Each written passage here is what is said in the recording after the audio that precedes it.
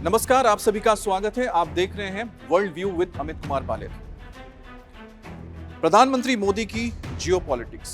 अगले कुछ दिनों तक हम प्रधानमंत्री मोदी के जियोपॉलिटिक्स के ऊपर बात करेंगे। भारत के अंदर जो पॉलिटिकल सेटअप है या सिस्टम है, उसमें आपने प्रधानमंत्री मोदी के जो हुनर है, पॉलिटिकल हुनर, उसको तो देखा ही है, लेकिन उनके जियोपॉलिटिक्स को लेकर भी लगातार चर्चाएं होती रहती हैं। फिलहाल पार्लियामेंट का सेशन चल रहा है। उससे पहले छात्रों का प्रदर्शन हुआ था।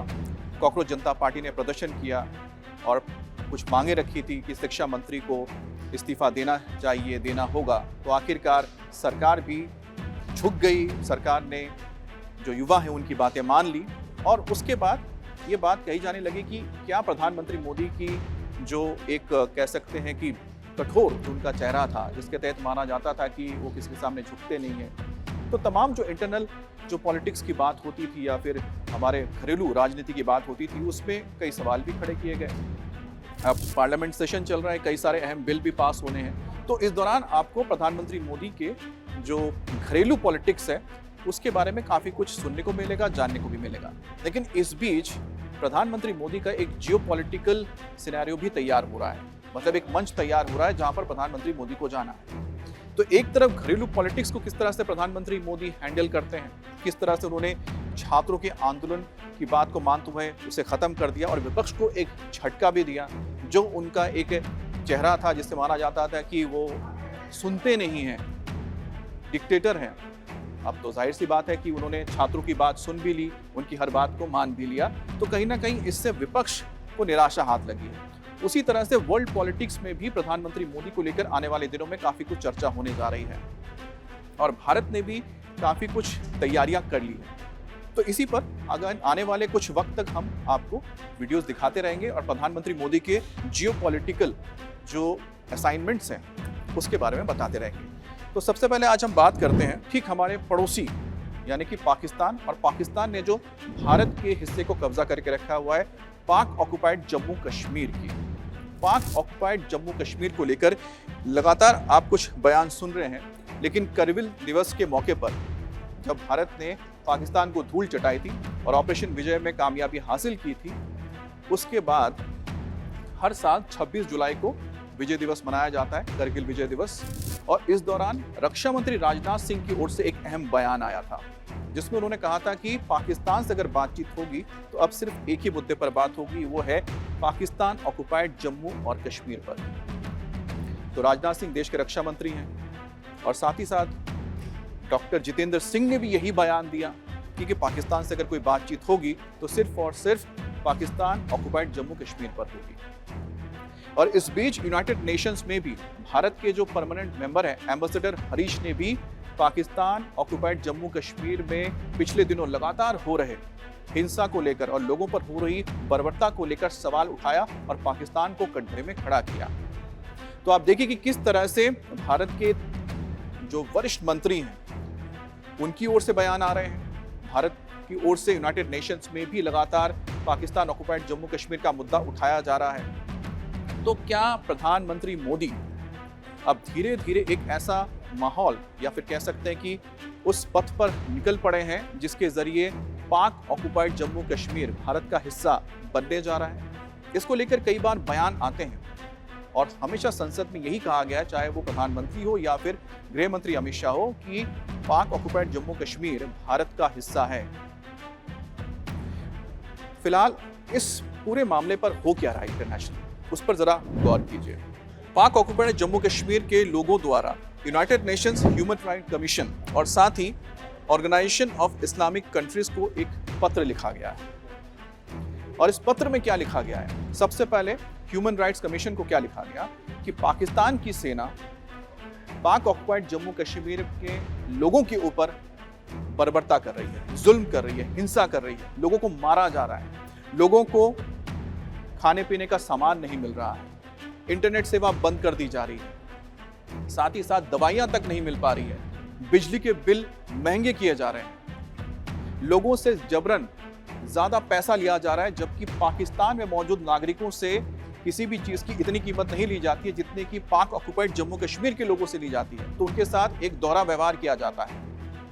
तो इस तरह के जो तमाम मुद्दे हैं ये United Nations human right commission के सामने उठाए गए थे। इसके साथ ही ऑर्गेनाइजेशन ऑफ इस्लामिक कंट्रीज, जिसमें OIC तमाम मुस्लिम देशों का एक संगठन है, इसमें भी ये मुद्दा उठाया गया इनके बीच कि पाकिस्तान किस तरह से अपने ही लोगों के ऊपर जुल्म कर रहा है, जिसको वो दावा करता है कि उनके लोग हैं, यानी कि पाक ऑक्युपाइड कश्मीर के लोग, जबकि एक तरह से वो भारत का हिस्सा है, लेकिन है तो मुस्लिम आबादी। और यही वजह कि मुस्लिम समुदाय के सामने वो अपनी बात उठा रहे हैं। इससे पहले आपने देखा होगा कि यूनाइटेड नेशंस के ह्यूमन राइट कमीशन में अक्सर भारत को कटघरे में करने की कोशिश की जाती थी, भारत को कटघरे में खड़ा किया जाता था। OIC के सामने भी कश्मीर का मुद्दा उठाया जाता था और यह बताया जाता था कि भारत के कश्मीर में, भारत के जम्मू कश्मीर में लोगों पर जुल्म किया जाता है। लेकिन आप देखिए कि भारत ने इस पूरे ट्रेंड को बदल दिया है, क्योंकि जो प्रोपेगेंडा चलाया जाता था उनके खिलाफ कार्रवाई की गई। किस तरह से? सबसे पहले अंदरूनी तौर पर भारत के अंदर जम्मू कश्मीर के स्टेट में चुनाव कराया गया, शांतिपूर्ण ढंग से चुनाव हुआ। वहां पर इस वक्त सरकार बनी है, नेशनल कॉन्फ्रेंस की सरकार बनी है। इलेक्शन बहुत पीसफुल रहे, सभी ने इसमें हिस्सा लिया और उसके बाद लगातार वहां पर तरक्की हो रही है, विकास हो रहा है, जो पाक ऑक्युपाइड जम्मू कश्मीर के लोग देख रहे हैं। तो जो प्रोपागेंडा था, जो चलाते थे, जो कट्टरपंथी लोग थे, जो उग्रवादी संगठन के लोग थे, उनकी जो फंडिंग होती थी, उनके द्वारा जो पूरी कार्रवाई होती थी, उसको सरकार ने धीरे धीरे करके खत्म किया और वहां पर जो लोगों की आवाज थी, जो विकास चाहते थे, वो आवाज सामने आई। लेकिन ये करवाता कौन था? पाकिस्तान करवाता था। तो पाकिस्तान का जो पूरा प्रोपेगेंडा था उसको तो खत्म कर दिया गया। अब देखिए, अब जो ये धारा है उल्टी बहने लगी। अब पाकिस्तान के अंदर जिस तरह से पाकिस्तानी सेना पाक ऑक्युपाइड जम्मू कश्मीर के अंदर बर्बरता करती है, जुल्म करती है, वहां के लोगों को वहां पर हिंसा करके उनको मौत के घाट उतार देती है, वो मुद्दे अब भारत दुनिया के सामने उठा रहा है और इसमें पाकिस्तान को बेनकाब किया जा रहा है। दूसरी तरफ वहां के जो लोग हैं वो भी इस काम में लगातार भारत का ही साथ दे रहे हैं, क्योंकि उनको पता है कि अगर वो भारत के साथ आएंगे तो उनको एक अच्छी जिंदगी मिलेगी। जम्मू कश्मीर जॉइंट अवामी एक्शन कमेटी, जिसके अध्यक्ष हैं शौकत मीर, 50 साल के व्यक्ति हैं और JAC के वो अध्यक्ष हैं। उनकी ओर से लगातार यहाँ पर एक मूवमेंट चलाया गया, पाकिस्तान के जुल्म के खिलाफ आवाज उठाई गई और पूरे पाक ऑक्युपाइड जम्मू कश्मीर के अंदर एक बड़ा आंदोलन चला, जिसको दबाने के लिए पाकिस्तानी सेना, पाकिस्तानी रेंजर्स ने लगातार लोगों के ऊपर फायरिंग की, जुल्म किए, मौत के घाट उतार दिए गए और सैकड़ों लोग इसमें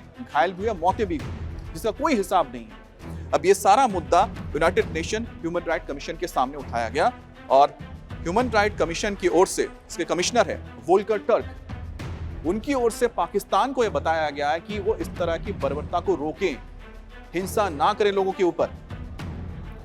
साथ ही साथ भारत ने भी यूनाइटेड नेशंस में इस मुद्दे को उठाया। एम्बेसडर हरीश ने दो टूक पाकिस्तान को कहा कि जब भी पाकिस्तान भारत की ओर उंगली उठाता है, सबसे पहले अपनी गिरेबान में झांके कि इस वक्त पाक ऑक्युपाइड जम्मू कश्मीर में क्या चल रहा है, किस तरह से लोगों को मौत के घाट उतारा जा रहा है। इसके अलावा भारत ने एक और बड़ा कदम उठाया। भारत इस वक्त लगातार एक चीज का विरोध कर रहा है, वो है पाकिस्तान ऑक्युपाइड जम्मू कश्मीर में जो इलेक्शंस हो रहे हैं और ये जो पूरा का पूरा आप माहौल देख रहे हैं, तो बना था जो जम्मू कश्मीर जॉइंट अवामी एक्शन कमेटी की ओर से शुरू किया गया था, और ठीक इलेक्शन से पहले शुरू किया गया था, क्योंकि उनके जो कुछ मुद्दे थे उस पर पाकिस्तान की ओर से ध्यान नहीं दिया गया। भले ही पाक ऑक्युपाइड जम्मू कश्मीर को आजाद कश्मीर कहा जाता है, वहां पर राष्ट्रपति है, प्रधानमंत्री है, वहां पर असेंबली है, लेकिन वहां पर अक्सर होता क्या है, ज्यादातर वहां पर जो कंट्रोल है वो पाकिस्तान के पास है, और पाकिस्तान के पास जो कंट्रोल है, इसी वजह से वहां की जो आवाम ये चाहती है कि वहां पर अगर सरकार बनाते भी हैं, इलेक्शन होते हैं, तो उसमें कोई फायदा ही नहीं है, क्योंकि उनके जो नुमाइंदे होते हैं उनको ज्यादा मौका नहीं मिलता। उसके भी बहुत सारे वजह हैं और भारत ने भी साफ कहा है कि जो इलेक्शंस हो रहे हैं पाक ऑक्युपाइड जम्मू कश्मीर में, उसकी शुरुआत आज से हो रही है। आज से वहां पर इलेक्शन की शुरुआत हो गई है, उसका विरोध करते हैं क्योंकि ये भारत का हिस्सा है, चाहे वो मुजफ्फराबाद हो, गिलगिट बाल्टिस्तान। तो पाकिस्तान ऑक्युपाइड जम्मू कश्मीर में आज से इलेक्शंस की शुरुआत हो गई है।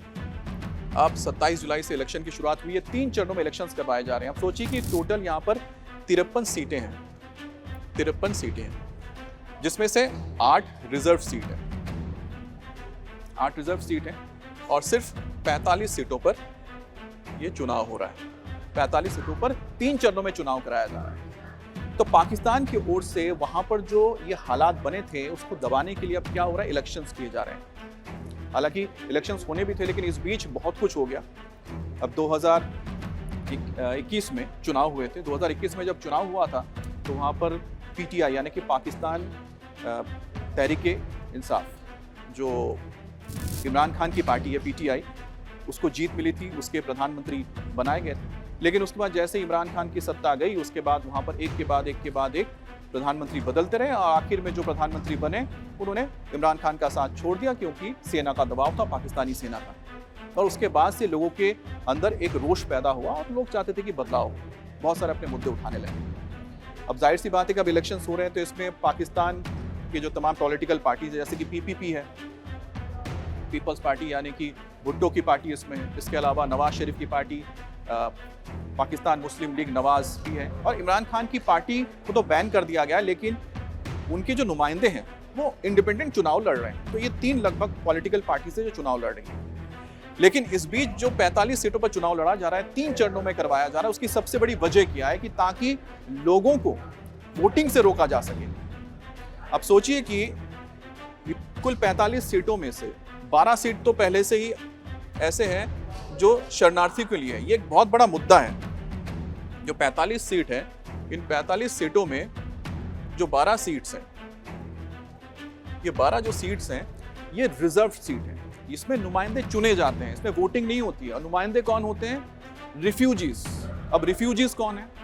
वो लोग हैं जो पाक ऑक्युपाइड जम्मू कश्मीर से निकलकर पाकिस्तान के किसी हिस्से में जाके बस गए, चाहे वो कराची है, चाहे वो लाहौर है, रावलपिंडी, कहीं बस गए, लेकिन उनको जगह मिली कहाँ पर है? पाक ऑक्युपाइड जम्मू कश्मीर में 12 ऐसी सीटें। मतलब भले वो पाकिस्तान के कहीं पर रहे, उनमें से किसी एक को चुन लिया जाएगा। कौन चुनेगा? वो पाकिस्तान की सरकार चुनेगी। 12 लोगों को यहाँ पर बैठा दिया जाएगा। तो सोचिए कि 45 में से 12 अगर निकल जाते तो कितनी सीटें बचती हैं। तो ऐसे में जो यहाँ का जो बैलेंस वो बिगड़ जाता है, और ये जो बैलेंस बिगड़ जाता है इसके खिलाफ लगातार यहाँ के लोग आंदोलन कर रहे हैं। अब उसमें आटे का भी मुद्दा है, उसमें बिजली का भी मुद्दा है, दवाई का भी मुद्दा है, विकास का भी मुद्दा है, लेकिन साथ ही साथ ये जो 12 सीट, इसको भी वो चाहते हैं कि हटा दें, क्योंकि जो 12 नुमाइंदे होते हैं पाकिस्तान की सरकार के नुमाइंदे की तरह काम करते हैं। वो पाकिस्तान ऑक्युपाइड जम्मू कश्मीर के लोगों के लिए काम नहीं करते। अब ये 12 सीट पर भी आप सोचिए कि ऐसा मुद्दा है जिसको लेकर लगातार यहाँ पर आंदोलन चला। अब पहले चरण में मीरपुर डिवीजन की 13 सीटों पर चुनाव हो रहे हैं। आज यहाँ पर चुनाव हो रहे हैं। इसके बाद 2 अगस्त को दूसरे चरण का चुनाव होगा। मुजफ्फराबाद डिवीजन में होगा। 9 सीटें यहाँ पर हैं। और साथ ही साथ यहाँ पर जो चुनाव होने जा रहे हैं वो शरणार्थियों के लिए 12 सीटों पर भी मतदान होगा। ये 2 अगस्त को होगा। तो 2 अगस्त को इन 12 सीटों के लिए भी मतदान होगा, जिसमें आप जानते हैं कि रिफ्यूजीज जो हैं, जो यहीं के गए हो, पाकिस्तान में बसे हैं, उनको एक तरह से बिठाया ही जाता है। सिर्फ कहने के लिए ये मतदान होते हैं। इसमें मतदान अदरवाइज ये होता नहीं, क्योंकि यहाँ पर कोई और चुनाव लड़ नहीं सकता, सिर्फ पाकिस्तान के ही ओर से लड़ाए जाते हैं। अब तीसरा चरण होगा 10 अगस्त को, जहां 11 सीटों पर चुनाव होगा और पुंछ डिवीजन में ये मतदान किया जाएगा। तो 3 चरण में करवाया गया है। अब 3 चरण में जो मतदान हो रहा है आज, यहाँ पर आप सोचिए करीब 2100 पाकिस्तानी आर्मी के जवानों को लगाया गया है इन 13 सीटों पर, आज के 13 सीटों पर चुनाव के लिए। इसके अलावा रेंजर्स भी मौजूद है। इसमें पाकिस्तान के सिंध के रेंजर्स आए हैं, पाकिस्तानी पंजाब के रेंजर्स आए हुए हैं। इसके अलावा और भी जो फोर्सेस होती हैं, वो पैरामिलिट्री फोर्सेस भी इसमें लगाई गई हैं। तो एक बहुत बड़े पैमाने पर यहाँ पर सेना को लगाया गया है, और साथ ही साथ यहाँ पर रेंजर्स को लगा के ये इलेक्शंस करवाए जा रहे हैं। लेकिन इलेक्शंस के जो अहम मुद्दा है, इसमें जो जॉइंट एक्शन कमेटी है, जॉइंट अवामी एक्शन कमेटी है, और शहजाद शौकत मीर जो इसके अध्यक्ष हैं, उन्होंने लगातार ये सवाल उठाया है कि जो ये इलेक्शंस करवाए जा रहे हैं इससे उनको कोई फायदा नहीं है। सबसे पहले ये 12 जो यहाँ पर सीटें हैं, रिजर्व सीटें हैं, इनको हटाना पड़ेगा, क्योंकि इसमें जो नुमाइंदे हैं सिर्फ उन्हें असेंबली में जगह नहीं मिलती है। पाक ऑक्युपाइड जम्मू कश्मीर में एक और भी मसला है। जो रिफ्यूजीज हैं, जो पाकिस्तान में जाके बसे हुए हैं, उनको यहाँ पर जॉब के लिए, नौकरी के लिए रिजर्वेशन भी मिला हुआ है। जो पाकिस्तान में रहते हैं, उनके परिवार पाकिस्तान में रहते हैं, लेकिन वो जब नौकरी की ज़रूरत होती है तो यहाँ पर आके नौकरी ले सकते हैं जो उनके लिए रिजर्व किया हुआ है। और ये जो तमाम मुद्दे हैं, यही इस वक्त एक आप कह सकते हैं कि मुद्दा है जिसको उठाया जा रहा है वहाँ के आम लोगों के जरिए। लेकिन एक और बड़ी बात सामने आई कि आज जब मीरपुर डिवीजन में इलेक्शंस हो रहे हैं तो यहाँ पर कोटली करके इलाका है, कोटली इलाका है। यहाँ पर 8 बजे से इलेक्शंस शुरू होना था, 10 बजे तक वहाँ पर कोई पहुँचा ही नहीं है। ना वहाँ पर इलेक्शन कमीशन के कोई लोग पहुँचे जो इलेक्शन करवाएंगे, ना वहाँ पर वोटर्स नज़र आ रहे हैं। तो इस तरह के हालात है। तो फिर अगर पहुँच ही नहीं रहे हैं, लेकिन यहाँ वोटिंग अगर हो जाएगी तो वोट किसको जा रहे हैं? ये लगातार ट्वीट किया जा रहा है, किसकी ओर से? सोशल मीडिया पे डाला जा रहा है। जो शौकत मीर और उनके तमाम जो समर्थक हैं वो डाल रहे हैं इस बारे में कि 8 बजे इलेक्शन शुरू होना है, 10 बजे तक वहां पर कोई बंदा नहीं पहुंचा जहां पर मतदान हो रहा है मतदान केंद्र में, ना ही ऑफिशियल पहुंचे ना वोट जिनको करना है पहुंचे, लेकिन वहां पर पोलिंग बूथ बना हुआ है। अब वोटिंग हो भी जाएगी, किसके नाम से वोटिंग होगी? तो एक तरह से आप कह सकते हैं कि जो सरकार है मैनेज कर रही है उसको पूरी तरह से। तो पाकिस्तान के अंदर इस वक्त POJK में जो हालात बने हुए हैं उसको अगर आप देख के समझे तो जाहिर सी बात है कि लोग असंतुष्ट हैं, लोग वहां से आज़ादी चाहते हैं और भारत की ओर से बहुत ही मुखर होकर सरकार की ओर से साफ कहा जा रहा है कि आगे जब बातचीत होगी तो इसी मुद्दे पर होगी। ऐसा क्यों कहा जा रहा है? क्योंकि 2 चीज़ें, एक तो है कि भारत ने जो इंडस वाटर ट्रीटी को बंद कर दिया है जिससे वहां पर पानी का एक बड़ा मसला पैदा हो गया। दूसरा ये है कि इस वक्त POJK में जो हालात बने हैं वो संभल नहीं रहे पाकिस्तान से।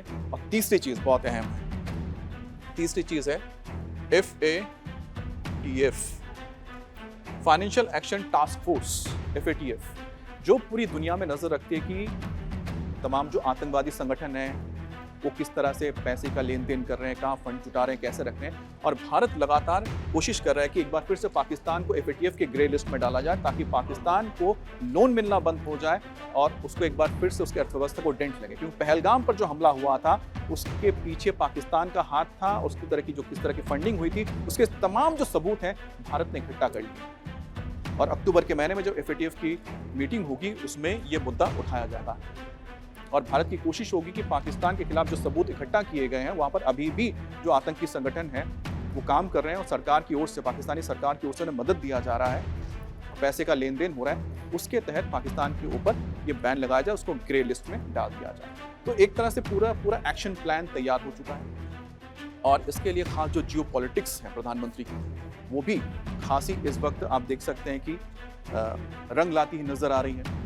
अब OIC में भी ये मुद्दा उठ रहा है, United nation human right commission में भी मुद्दा उठ रहा है और मिडिल ईस्ट में जो इस वक्त हालात हैं उस हालात से आप समझ सकते हैं कि चाहे वो सऊदी अरेबिया हो या फिर UAE हो, तमाम जो देश हैं वो भी इस वक्त क्राइसिस में है। और ख़ासतौर पर UAE के लिए जो एक OIC का अहम मेंबर है वो इस वक्त भारत के बहुत करीब है क्योंकि उसकी जो ज़रूरतें हैं वो भारत की ओर से पूरी हो रही है। एक तो है कि जो तेल का वो निर्यात करता है, एक्सपोर्ट करता है, साथ ही साथ उसकी जो ज़रूरत की चीज़ें हैं, उसकी जो अर्थव्यवस्था है वो भारत के साथ मिलकर आगे बढ़ाने की बात कर रहा है। और हाल ही में जो कल ही एक स्टेटमेंट आया है UAE की सरकार की ओर से, उनके जो मंत्री उनकी ओर से कि UAE चाहता है कि वो भारत के साथ मिलकर जॉइंट प्रोडक्शन करें और जॉइंट इन्वेस्टमेंट करें जो तीसरे किसी देश में।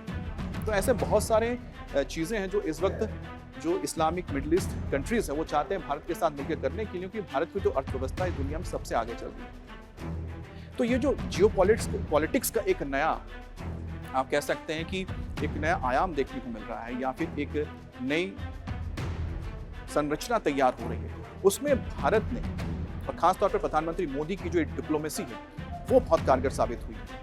और इसी का नतीजा आप देखेंगे कि आने वाले वक्त में POJK यानी पाकिस्तान ऑक्युपाइड जम्मू कश्मीर, यहाँ की चीज़ें बदलेंगी, हालात बदलेंगी और पाकिस्तान को जब बात करने के लिए आना होगा भारत के साथ तब उसे पाक ऑक्युपाइड जम्मू कश्मीर के ऊपर भी बात करनी पड़ेगी। अब पाक ऑक्युपाइड कश्मीर में जो इलेक्शंस हो रहे हैं इसको लेकर कौन कौन सी पार्टियां इसमें किस तरह से चुनाव लड़ी, कौन कौन से बड़े नेता यहाँ पर गए हैं, क्या बयान दिया गया है और यहाँ पर जो आवाम है वो भी इस वक्त उनका क्या रुख है, इस पर हम अगले वीडियो में बात करेंगे। और साथ ही प्रधानमंत्री मोदी के जियोपॉलिटिक्स के बारे में और आपको बहुत सारी चीज़ें बताएंगे जो आने वाले वक्त में होने जा रही है। आपको बता दें, इस बीच प्रधानमंत्री मोदी का अहम दौरा सेंट्रल एशिया में होने जा रहा है। इसके बाद उन्हें न्यूयॉर्क में भी जाना है, जहां पर वो यूएन में भी अपनी बात रखेंगे, और साथ ही भारत में ब्रिक्स सम्मेलन भी होने जा रहा है, जिसमें उनकी मुलाकात पुतिन और शी जिनपिंग से भी होगी। तो आने वाले जो कुछ महीने हैं, अगस्त का महीना और सितंबर का जो महीना है, वो बहुत अहम रहने जा रहा है भारत में, और भारत के लिए भी और पूरे दुनिया के लिए, खासतौर पे भारत के जियोपॉलिटिक्स के लिए। आप अगर कोई सवाल हम तक पहुंचाना चाहते हैं, आपकी क्या राय है भारत की जियोपॉलिटिक्स के बारे में, या फिर पाक ऑक्युपाइड जम्मू कश्मीर के हालात को लेकर आप क्या सोचते हैं, ज़रूर हमें कमेंट्स में लिखिएगा। बहुत बहुत धन्यवाद।